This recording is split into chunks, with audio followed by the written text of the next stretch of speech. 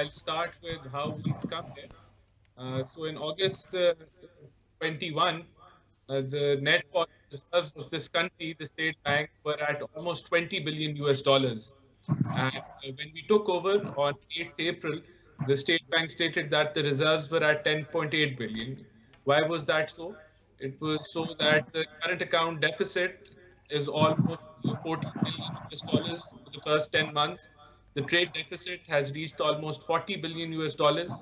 And we were in a program with IMF. The previous government brought about a mini budget in January, and they added an additional burden of 350 billion taxes, and they committed to increase the electricity prices and the petroleum levy and sale tax, the petroleum levy by 30 rupees. And it was going that way.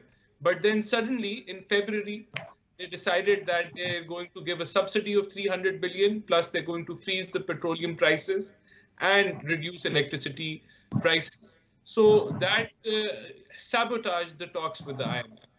Then secondly, the fiscal deficit of the country was budgeted at 4,000 billion rupees. And we've come to know now that it is heading towards almost 5,600 billion rupees. That's an addition of 1,600 billion rupees. So that is the scenario where we are. And obviously, the reason why the dollar is climbing and rupee is falling is that we are short. We are short of dollars, and we were standing with an import cover of almost 1.5 months. What is the way forward? The way forward is why haven't you removed the subsidies on oil prices and all products?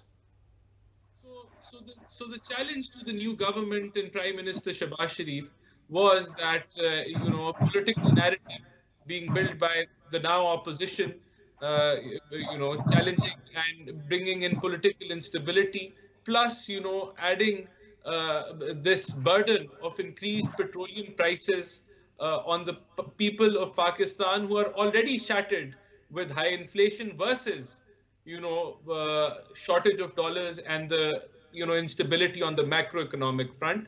So up till now, we've had a meeting Rana with Sahab, does this mean that we're going to be seeing that sometime soon now?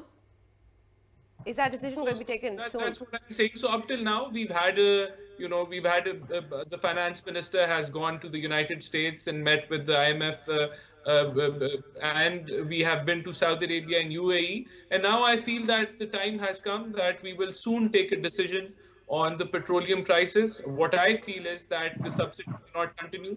The external front needs stability, and for that, we will have to let go of these subsidies. And I think sooner than later, the decision will come. And let me assure you that this falling rupee will be stabilized. It will be brought back, and we feel that this external instability will be stabilized. We will have to take tough decisions. There's no doubt about it. It is, I think, it's our job, plus it's the media's job, to rationally explain to the public where we are right now, why we are here, and how do we get out from here.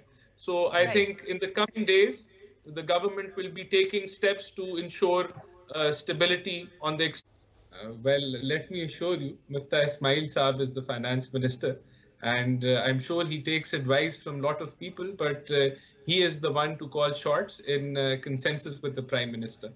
And there's always, you can always take advice and discuss issues with many people, but he's the one who's calling the shots. Advice? Well, veto, no.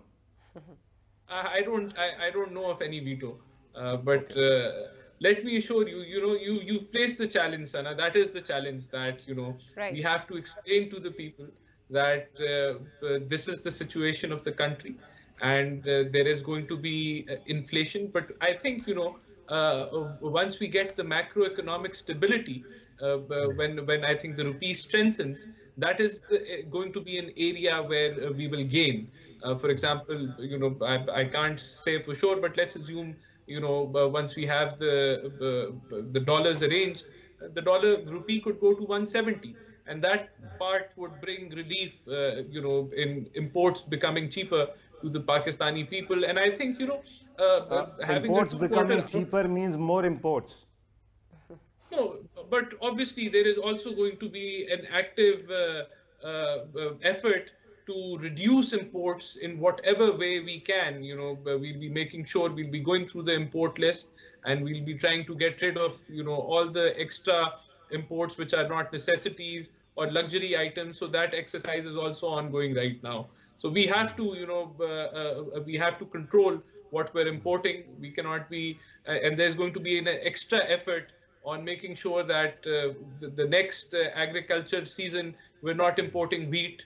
We'll try, we'll try to be self-sufficient for sugar and other things that we can achieve in a shorter period of time. So all that is going to happen parallel to this exercise. Obviously, the political challenge is huge. And that is why I feel, I would recommend to my government that we should invite PTI for a Charter of Economy,